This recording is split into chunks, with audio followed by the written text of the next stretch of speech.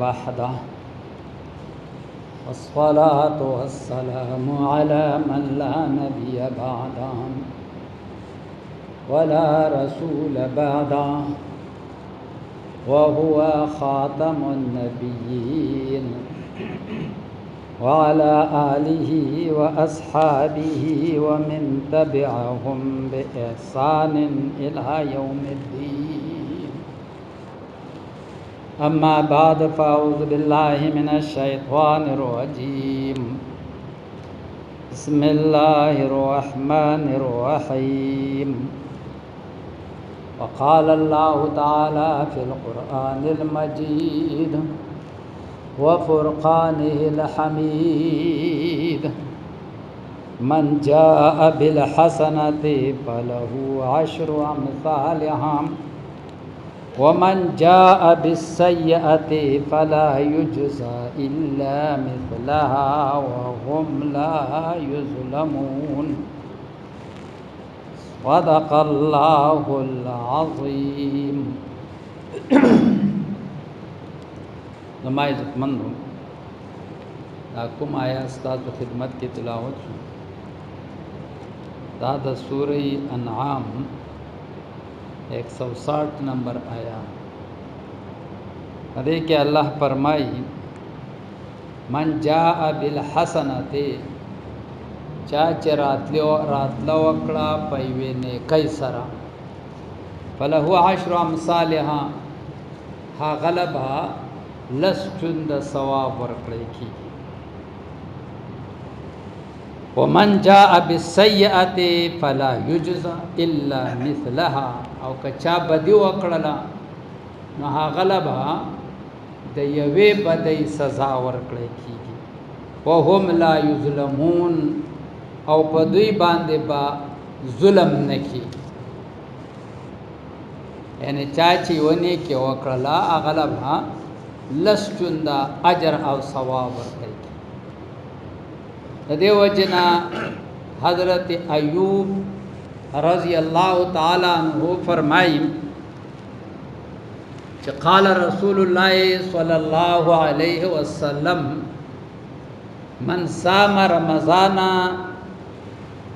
व सुम्मा अतबअहु सित्तम मिन शवाल काना कसियामुद दहर। चाचे द रमज़ान रोजे वने वाले और ब्याय वर पसे शपग रोजे ददे शवाल ददे म्याश्ते वने वाले महागतबा दैवे ज़माने अजर और सवाब में लेवी कान कसियामुद दहर। ज़का नेकी और अमल दा पशपक किस्मा बांधे। यो अमल वाजब उनके द जहन्नम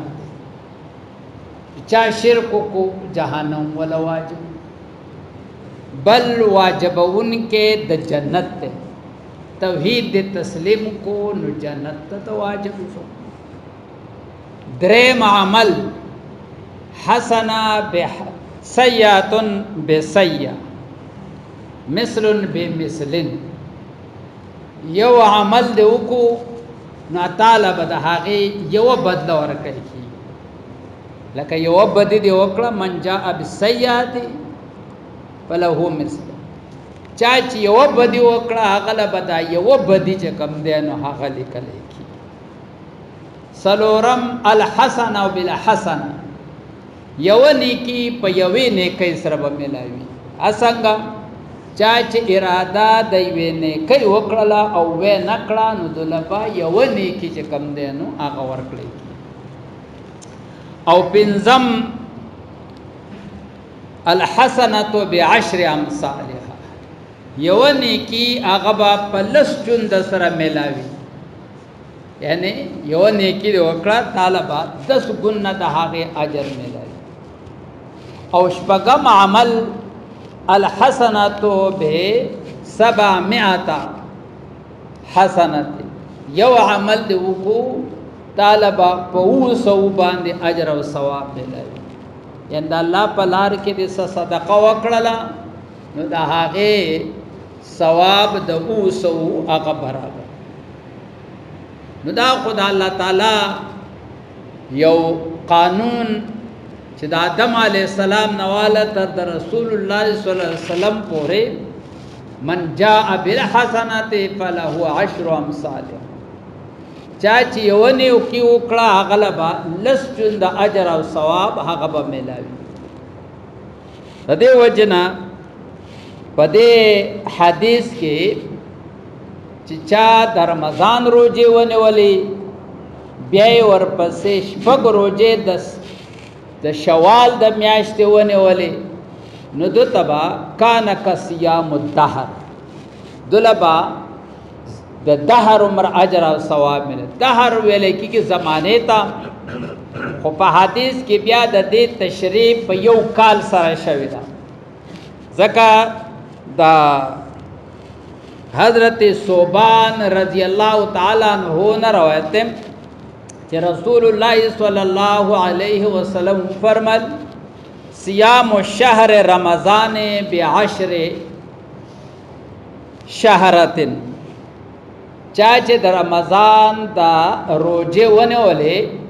نو دا د لسو میاشتو برابر شوی. و ست ایام من الشوال بشهرین، او چې ورسره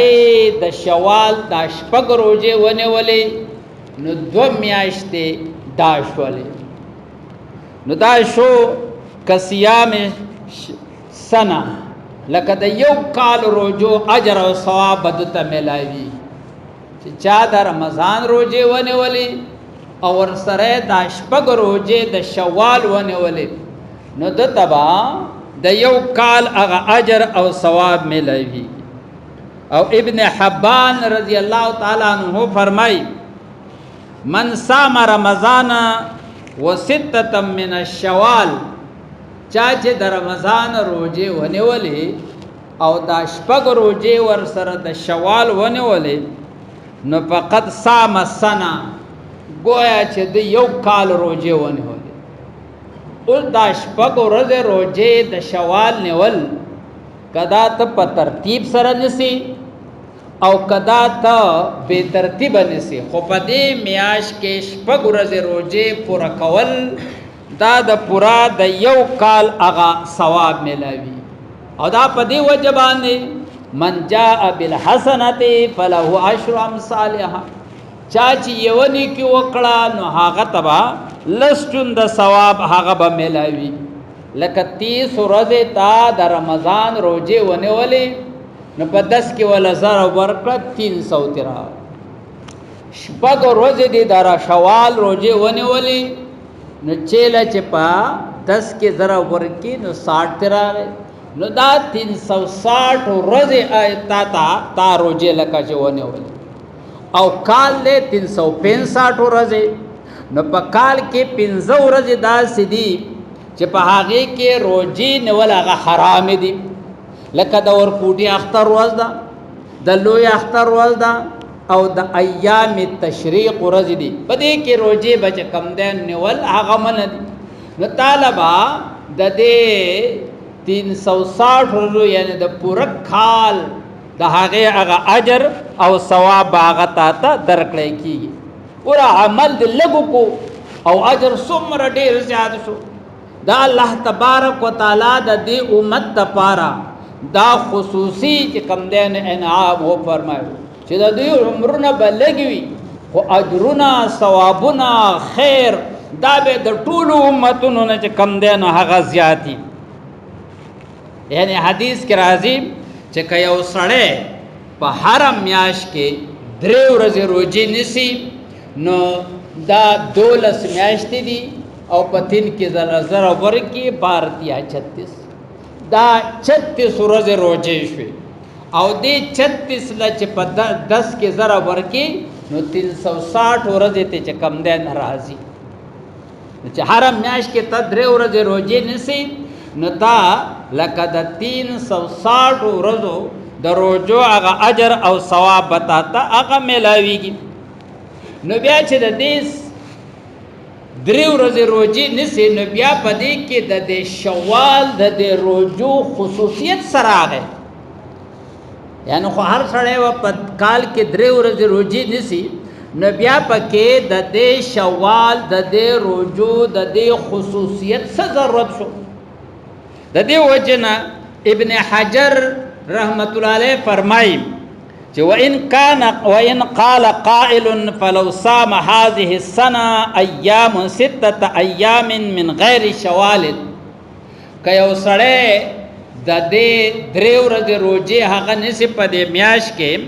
د دې 6 ورځې روزي ونسی خو د دې شوال د دې میاشتې نه بغیر ونسی لکه د یو میاش خو د روزي د رمضان ونیولې خو د شوال په ځای دی په بل میاش کې د 6 ورځې روزي ونیولې نو يحصل له هذه الفضل تبدا فضیلت میلاو شي او کنه شي نو په دا یعنی دا خو هم 360 ورځې هغه ثواب هغه شو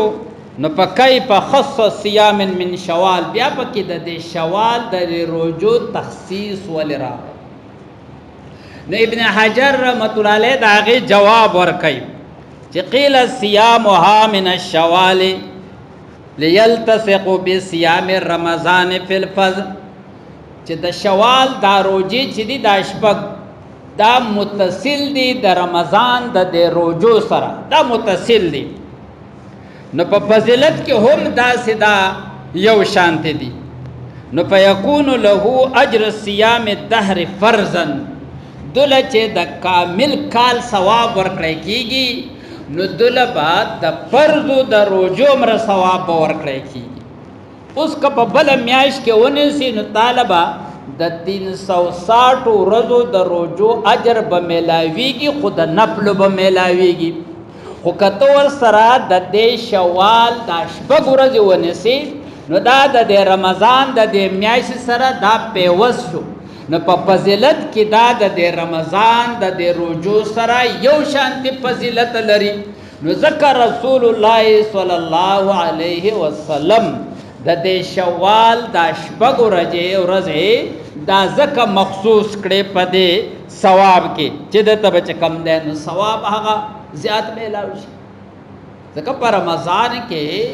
فرض چې کم ده دا او یو فرض باندې بلې دا د رمضان خصوصیت ده نو چې تو سره د دې شوال 6 ورځې روزه ونیسي نو تا تبا د دې رمضان د دې فرض د روزو مر اجر او ثواب بتاتا هغه میلاوي شي ځکه چې رسول الله صلی الله علیه وسلم هغه فرمایلی دي چې الله تبارک وتعالى د دې امت عمرونه کم مقرر کړی دي د دې وجنا دوی ته د اجر او د ثواب د زیاتی ور کولو د پاره الله تبارک وتعالى دا موقع میسر کړی دي ځکه ام المؤمنین حضرت جبیریہ رضی اللہ تعالی عنہا چې دا د رسول الله صلی الله علیه وسلم بیبی دا د سحر منځ وکړو په د خپل مسله باندې ناسته و ذکر او اذکار کو او رسول الله صلی الله علیه وسلم چې کور ته داخل شو نو چې ویل دل چې دا جبیریہ رضی الله تعالی عنها په دې مسله باندې هغه شان ناسته ده نو تاسو ته کوي چې ته دا سحر د مانځنه د اوس پوری ناسته ناغه ورته وی چې او نو رسول الله صلی الله علیه وسلم وته فرمل چې ما صرف سلور کلمات درې پیره ویل او تا ستانه چې کم دین می ډیر اجر او ثواب هغه حاصل کو به ورته هغه کلمات هغه او خودل چې سبحان الله وبحمده عدد خلقه وزنت عرشه ومداد كلمات ربه ورضا نفسه نو دا الله تبارک وتعالى په معمولی سيزونه باندې دی امت ته دمر لوی اجرونه په لږ وخت کې هغه ورکړي لکه د حد نه هغه سیوا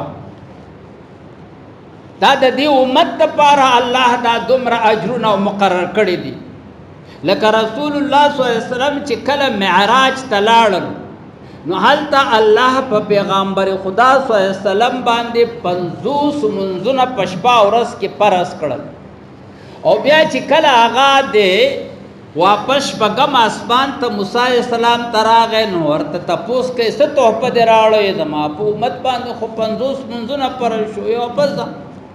او د خپل امت د پاره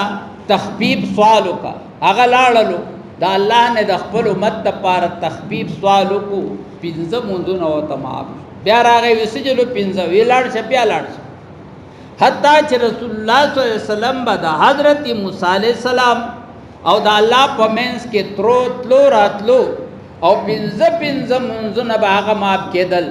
د دې اده پورې چې 50 منځونه هغه پاتې شو نو الله وته فرمایل چې دا 15 منځونه دي خو ثواب به د 50 منځونه ملاويږي نو عمل لګ دی او ثواب څومره زیات دی من جاء بالحسنه فله 10 امثال 10 ګنا اجر او ثواب چې کم دی نه هغه ملاوي نو ادارنګي په دې شوال په دې روزو کې هم شپږ ورځې روزې ونه ولې ورسره نتا ته د کال د فرض روزو هغه اجر او ثواب هغه ملاو اوس یو سړی د رمضان روزې خوړلې دي د سفر په دوران کې یا د بیماری په دوران کې 3 ورځې نیولې 4 خوړلې دي 15 خوړلې دي نو دا چې د شوال د شپږ ورځې روزې نسی نو دا د قضا دا روزې په هغه کې نه حسابي چې راشه ما شپږ ورځې روزې خوړلې دي دا شوال دا شپږ بونه سم دا ډور اجر به ملایګم نه په یو کاڼي به 2 مرغۍ نه ولي ته به اول دا قضا چې کم دین هغه راوړي داغه نه پس په بیا د شوال د شپږ ورځې روزې به ونیسي ځکه چې ستا حالت کې د رمضان روزې کمپلیټ نه دي د بیماری په وجه د 3 ورځې خوړلې دي یا 4 ورځې خوړلې دي یا د سفر په دوران نو ته به اول قضا راوړي داغه نه پس په بیا ته د شوال د شپږ ورځې روزې نسی تا تبا د کال پورا اجر او ثواب ملاوي شي یا کمه زنانه باندې چې هغه بیماری راشي روزې پکې اوخوري نو هغه به اول دا قضا روزې ونیسي د هغې نه پس په بیا د شوال دا روزې نیسي نو د کال د روزو اجر او ثواب ملاویږي داسې نه چې په سفر کې بیماری کې دي یو څو ورځې روزې دي چې کم دی نو خوړلي او بیا پکې د شوال دا شپږ ونیسي او هغه پکې هم حساب کې چې زما خو پکې هغه قضا مې هم وشو نو تا ته بیا دا اجر او ثواب نه اول به ته د رمضان هغه روزې چې کم دی نو هغه به پوره کې د دې وجه نه د روزو یو خصوصیت چې کم دی نو هغه دا دی چې د رمضان دا میاشت چې الله مونږ له راکړې ده دا یو اوږده موده د الله تعالی په اطاعت باندې لګاتار هغه عمل کول دي یعنی شپه ورځ د الله په اطاعت باندې هغه امر او اطاعت هغه کول د دې وجنه سوچ په دې ازمایش کې سونه پورې هغه پوره اتراویږي اقونه به د هغه ایمان مضبوطیږي گویا چې دا رمضان دا میاش دا د ازمایش نه ازمایش دی او د ټریننګ نه دا یو ټریننګ دی ځکه د دې رمضان د دې میاش دی چې تا په دې اطاعت کې او په دې سيزونو کې دې تیر کړه نو باقی دا یو لس میاشتې به ته په دې تحت باندې هغه تیرې ځکه د رمضان یو خصوصیت هم دا دی چې دا لګاتار یو پوره موده پوره میاش د الله په اطاعت باندې تیرول دي د دې په نسبت کته وګوري نور اعمال نو مونږ دې نو هغه په یو لس منټه کې ستا ختم شي زکات ته نو هغه په کال کې او پیر دې په لږ وخت کې هغه عمل هغه ختم شي د حج موده وګده د خو هغه په ټول عمر کې او پیر دا او هغه په ټول باندې هم نه د په صاحب استطاعت باندې خو که رمضان وګوري نو دا پوره چې کم دینو یو میاش د الله په اطاعت کې متواتر چې کم دینو هغه اتباع کولی او په دې سره دا اوږد موده د الله په اطاعت کې تیرول د دې وجنه په رمضان کې نیکی ډېرې حاصلولی شي هر سړی د بل سره په دې نیکو کې هغه زد هم کولی شي چې یو سړی چې کنه یو پیره قرآن ختمه راشه زه دو پیره وخورم د دونه وخت ورکې زه دونه ورکم ته چې کم دی نو دومره ذکر کې زه دونه کوم ته دونه نفل کې چې زه د هغې نه زیات وکړم نو په دې رمضان کې د یو بل سره په نیکو کې یو قسم له هغه زد کول دي چې یاره یو وایي چې زه دونه نیکۍ په دې رمضان کې حاصل کړم بل وایي چې زه حاصل کړم نو داسې به ډېرو خلقو به نیکۍ حاصلې کړي خو د دې نیکو حفاظت لازمي او ضروري دی ځکه چې د قیامت په ورځ باندې راشي او بیا ستا سره چې کم دی نو هغه عمل دې دوړه شوی د دې حفاظت به کوې ځکه رسول الله صلی الله علیه وسلم فرمایي چې د قیامت په ورځ باندې به یو کس ته عملنامه میلاو شي دی چې وګوري نو په هغې کې به ده یو 3 حجونه کړي خو په دې عملنامه کې به نه یو 5 شپږ عمرې به یې کړي خو هغه به پکې نه دومره چې کم دی نو به خیراتونه زکاتونه صدقې دا به یې کړي خو هغه به پکې نه نور خیر ښېګړې به یې کړي خو هغه به پکې نه دی به حیران شي او الله ته به عرض وکړي چې الله دا عملنامه خو زما نه ده الله به ورته وفرمایي دا ستا عملنامه ده وی ما هغه حجونه څه شو زما هغه عمرې څه شوې زما هغه صدقې شوې زما هغه ذکرونه او فکرونه څه شو الله به ورته وفرمایي پلانکي ته دې کنځل کړي نو د هغې هغه ثواب مې چې کم دی نو پلانکي له ورکړی تا پلانکې دې وهلی و نه هغه له مې پلانکي غیبت دې کړی و د هغه ثواب مې چې کم دی ستا د هغه له ورکړی د پلانکي حق دې اخیستی و نو هغه سره چې کم دی دا ستا د عمل نو دا ستا د پردو حقونو کې هغه ورکړی شوی ځکه رسول الله صلی الله علیه وسلم د اصحابه کرامو نه تپوس وکړو تاسو مفلس کس پیژنئ اصحابه کرام وی چې او مفلس او غریب کس هغه دی چې لا درهم له ولا دینار له چې نه د هغه سره روپۍ وي او نه ورسره دینار وي رسول الله صلی الله علیه وسلم ورته وفرمیل چې زما د امت مفلس کس هغه دی چې هغه به ډېرې نیکۍ راوړې وي خو د هغه باندې به خلق ورته په قطار کې ولاړي چاته به یې کنځل کړي څوک پې وهلی وي چاته به غیبت پې کړی چا باندې بهتان لګولی د چا حق به یې اخیستی چا سره به یې دوکه کړي دا خلق به راپاسي او په ده به دعوه کوي او د ده نه به د نیک اعمال اخلي نیک اعمال ختم شي بیا به د هغې کس هغه بدۍ راغلي او په ده باندې به یې ږدي د دې وجې نه چې نیکۍ دې کړي د هغې به حفاظت کوي چیرې پردی حق را باندې پاتې نه شي چاته کنځل ونه کم د چا بېمخي ونه کم د چا غیبت ونه کم چاته سره جګړه ونه کم چې زما د اعمال چې کم دی نه هغه دغه نه شي په دنیا کې د یو بل سره معافي د یو بل نه معافي غوښتل چیرې د قیامت په ورځ باندې هغه نیکۍ چې کم دی نو ستاسو هغه کاملې هغه پاتې شي د دې وجې نه رسول الله صلی الله علیه وسلم فرمایي چې دا شیطان زمونږ ازلی دشمن دی دا زمونږ هغه نیکۍ هغه خرابول غواړي د دې وجې نه مونږ په دې رمضان کې دا نیکۍ ولې کوو د هغې وجه هم دا ده چې په دې رمضان کې دا شیطانان تړلی شوي او بیا دا د دې اختر په دې ورځ باندې هغه را پرېښودلی شي نو دا ابلیس چې کله را خلاص کړی شي نو دا ډېر په دې هزارو قطار باندې جاړي او د ده دا ذریت ورته راجمع شي او تپوس ته کوي زمونږ آقا ولې جاړي هغه وایي جاړه منه نن د محمد رسول الله صلی الله علیه وسلم امت ته مغفرت وکړی شو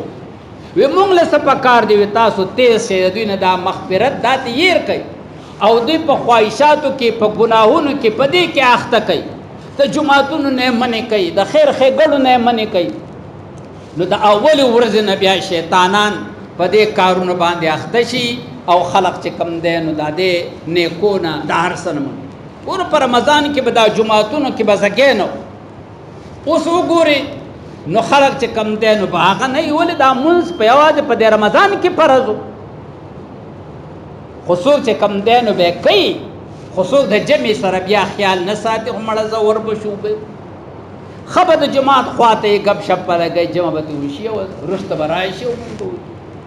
یعنی ځان لمونځ کول دا په یو باندې دی د جمع سره په 20 درجه باندې نو ته دا 20 درجه مونږ چې کم دی نو هغه په یوې درجه باندې هغه ورته د دې وجه رسول الله صلی الله علیه وسلم د دې اختر په دې خوشحالۍ کې غریبانان یتیمانان مسکینان د هغوی سره د خیر ښېګړې هغو هم ترغیب ورکړ رسول الله صلی الله علیه وسلم د اختر مانځله راتلو عیدګاه ته نو په کوڅه کې واړه چې کم دی نو د اختر نوې جامې اغوستې دي او لبې کوي رسول الله صلی الله علیه وسلم ورغی وړو رسول الله صلی الله علیه وسلم ته سلام وکړو خو رسول الله صلی الله علیه وسلم چې وکتل یو کس پکې ماشوم دغه شانتې خیرن پیرن دی اسخاش لیدلې جابې اغوستې دی او ځان له ناست دی رسول الله صلی الله علیه وسلم هغه ماشوم له ورغی او د هغې ماشوم نه تپوس کوي ماشومه تو څوک یې نو هغه ورته وایي زه د مدینې یتیم ماشوم یمه زما پلار په جهاد کې شریک شوی دی نن که زما پلار موجود وی ما به داسې ښایسته جامې اغوستې وې د دې وړو سره به مې لبې کولې خو نن زما پلار نشته دی زه یتیم یم رسول الله صلی الله علیه وسلم هغه ماشوم راواغستو کور ته راوړلو حضرت عایشه رضی الله تعالی عنها ته وفرمایل دې له غسل ورکا دې په یختو کې تیل ولګوه دې باندې خوشبویي پورې کم د دې چې کم دی نو دا عطر پې چې کم دی نو پورې کا یخته وله منګوس کا او فاطمه رضی الله تعالی عنها ته پیغام ولېږو چې د حسن رضی الله تعالی عنه په عمر کې یو ماشوم دی د هغه دا نوې جامې راوړه دلته کې هغه جامې راوړې دلته حضرت عایشه رضی الله تعالی عنها ورته غسل او دا هر څه ورکړل هغه نوې جامې ورسره واغوستلې او بیا چې کم دی نو د رسول الله صلی الله علیه وسلم سره روان شو رسول الله صلی الله علیه وسلم د هغې ماشوم نه تپوس وکړو چې ای ماشومه ته به د خپل پلار سره د اختر مانځله تلې وی چې وی څنګه به تلې وی زه به په اوږه کېنولم او زه به د اختر مانځله به وتلم رسول الله صلی الله علیه وسلم هغه ماشوم په اوږه باندې کېنو او هغه روان کو په هغه ماشومانانو باندې چې تېرېدو هغه ماشومانانو دې هلک ته په اشاره سره چې کم دی نو هغه دغه وکړو چې دا څنګه مسله شوه هغه ماشوم ورته وی زه رسول الله صلی الله علیه وسلم په زوی ونیومه په هغې کې یو ماشوم چغې کې کاش چې زما پلار هم شهید شوی وی او رسول الله صلی الله علیه وسلم زه په زوی باندې نیولی رسول الله صلی الله علیه وسلم راغی عیدګاه ته او هلته ماشوم کېنو هغه لاندې کېناستو رسول الله صلی الله علیه وسلم ورته وی راځه د ځان سره په خوا کې کېنو او بیا یې اصحابه کرامو ته وفرمیل څوک چې د یتیم په سر باندې لاس راکاږي نو د هغه په لاس لاندې چې څومره یخته رالل دومره به ته نیکۍ او ثواب میلاویږي او وی فرمیل په دې خوشحالو په موقع کې دا یتیمانان غریبانان کونډې او دا د ځان سره یاد ساتئ د هغوی سره خیر ښېګړه کوئ نو رسول الله صلی الله علیه وسلم په دې اختر په دې ورځ باندې هم د غریبانانو د یتیمانانو هغه خیال ساتلی دی نو موږ له هم پکار دی چې زموږ په چم ګاونډ کې څونه یتیمانانې غریبانانې چې موږ هم د هغوی سره خیر ښېګړه